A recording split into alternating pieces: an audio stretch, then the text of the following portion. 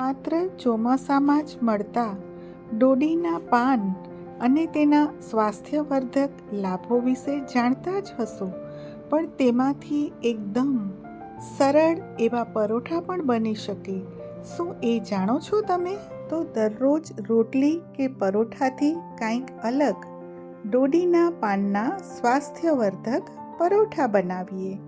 એના માટે 1 કપ ઘઉંનો લોટ, 2 ચમચી ચણાનો લોટ અને હવે 2 ચમચી ચોખાનો લોટ પરોઠાને એક્સ્ટ્રા ક્રિસ્પીનેસ આપશે અને ચણાના લોટથી સ્વાદિષ્ટ બનશે. અને હવે એમાં આપણે મીઠું, મરી પાવડર અને હિંગ એડ કરીશું. બસ, પરોઠામાં કાંઈ વિશેષ મસાલા એડ કરવાના નથી હોતા. મોવણ માટે તેલ નાખી દઈશું અને બધું જ સારી રીતે મિક્સ કરી લઈશું.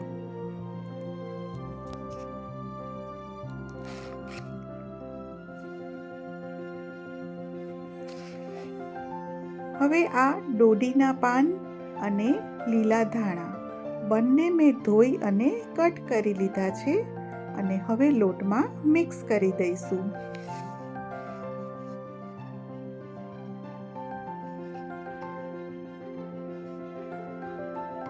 વિટામિન એ તથા પોષક તત્વોથી ભરપૂર ડોડીના પાનની ઘણી બધી રેસિપીસ મારી ચેનલ ઉપર છે, જેની લિંક હું ડિસ્ક્રિપ્શન બોક્સમાં આપી દઈશ.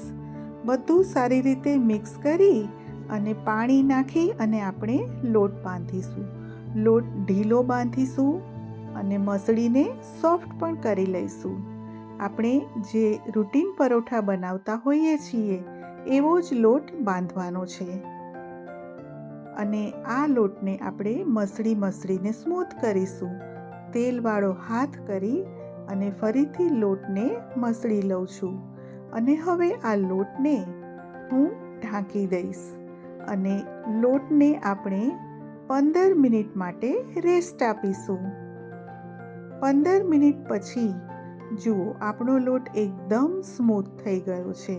તો ચાલો પરોઠા બનાવવાનું શરૂ કરીએ. આપણે ત્રિકોણાકાર પરોઠા બનાવવાના છીએ. ગોળ પણ બનાવાય, પણ આવું કંઈક નવીન કરીએ તો બાળકોને પણ ગમે છે અને નાસ્તા કે ભોજનમાં કંઈક નવું છે એનો આનંદ આવે છે. તો આ રીતે એક મોટી રોટલી જેવું વણી લઈશું. જુઓ, મારી રોટલી કેટલી સ્મૂથલી વણાઈ છે. એનું કારણ આપણે જે લોટ બાંધ્યો છે એ છે. એકદમ સોફ્ટ લોટ બાંધ્યો છે, એને રેસ્ટ પણ આપ્યો છે અને લોટને બરાબર મસળ્યો પણ છે. હવે આ રોટલી જે વણી છે એના ઉપર આપણે ચારે બાજુ તેલ સ્પ્રેડ કરી દઈશું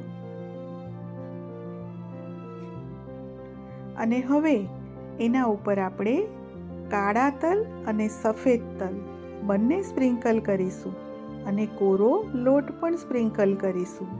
આ એક નવું છે. તમે પરોઠાની ઉપર તો તલ લગાવતા જ હશો, પણ આ પરોઠાની અંદર મેં તલ લગાવ્યા છે. ફરીથી આપણે એને હાફ વાળી દીધું છે અને ફરીથી એના ઉપર આપણે તેલ લગાવી દઈશું અને ફરીથી એના ઉપર આપણે તલ અને થોડો લોટ છાંટીશું. આવી રીતે તલ નાખવાથી એનો નટી સ્વાદ બહુ સરસ આવે છે પરોઠામાં અને બાળકોને તો ખબર પણ નહીં પડે કે આ ડોડીના પાનમાંથી બનાવ્યા છે. તો આવી રીતે ત્રિકોણ વાળી લીધું છે. ઉપર પણ થોડા તલ સ્પ્રિંકલ કરી લીધા છે અને હા, પરોઠું વણતી વખતે ઘઉંનો કકરો લોટ જ લેવો. ડસ્ટિંગમાં જો તમે ઘઉંનો કકરો લોટ લેશો તો પરોઠાનું ટેક્સચર ખૂબ જ સરસ આવશે અને પરોઠાનો ઉપરનો દેખાવ અને ક્રિસ્પીનેસ વધી જશે. જુઓ, આપણું આ ટ્રાયંગલ શેપ પરોઠું રેડી છે. ખાસ ત્રણેય ખૂણાને વણવા, કારણ કે વચ્ચેથી પાતળું રહે અને જો ખૂણા છે એ થીક રહે તો એ કાચા રહી જાય છે. એટલે બધી બાજુથી એની થિકનેસ સરખી જ રાખવાની. તો આ રીતે મેં પરોઠું વણીને તૈયાર કરી લીધું છે અને ગેસ ઉપર મેં લોઢી પણ ગરમ થવા મૂકી દીધી છે.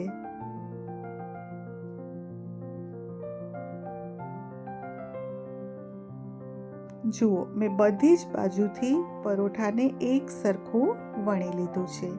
ક્યાંય જાડું પણ નહીં કે ક્યાંય પાતળું પણ નહીં. તો તવી ઉપર થોડું તેલ લગાવી દઈશું અને હવે આપણે જે પરોઠું વણ્યું છે એના ઉપર મૂકી દઈશું. રેગ્યુલર આપણે જે પરોઠા કરતા હોઈએ છીએ એ જ રીતે કરવાના છે. હું અહીંયા મીડિયમ ફ્લેમ ઉપર આ પરોઠાને શેકું છું. તમે આ પરોઠા ઘીમાં પણ શેકી શકો છો. એ ટેસ્ટ પણ ખૂબ જ સરસ આવે છે. જુઓ, આપણા પરોઠા એકદમ મીડિયમ ફ્લેમ પર સરસ શેકાઈ રહ્યા છે અને એનો લુક હું તમને બતાવું. જુઓ, એકદમ બિસ્કિટ જેવા દેખાય છે. તો બાળકોને તો ભાવશે જ. બાળકો આ ડોડીના જીવંતી પાનના પરોઠા હોંશે ખાશે. અને હું તો કહું છું કે જો વર્ષમાં એક જ વાર આ ડોડીના પાન મળતા હોય કે સ્વાસ્થ્યથી ભરપૂર છે તો ગમે તે પ્રકારે બાળકોને ખવડાવવા જોઈએ. મારા બધા પરોઠા રેડી થઈ ગયા છે. ચાલો એને સર્વ પણ કરી લઈએ. આપને મારી આવી અવનવી રેસિપીઝ ગમતી હોય તો ચાર્મીસ કુકિંગ કોર્નરને સબસ્ક્રાઈબ કરશો. કોમેન્ટ કરીને જણાવશો કે તમને મારી રેસિપી કેવી લાગી. તો અહીંયા મેં ટોમેટો કેચઅપ, મસાલેદાર દહીં મૂક્યું છે. Thanks for watching.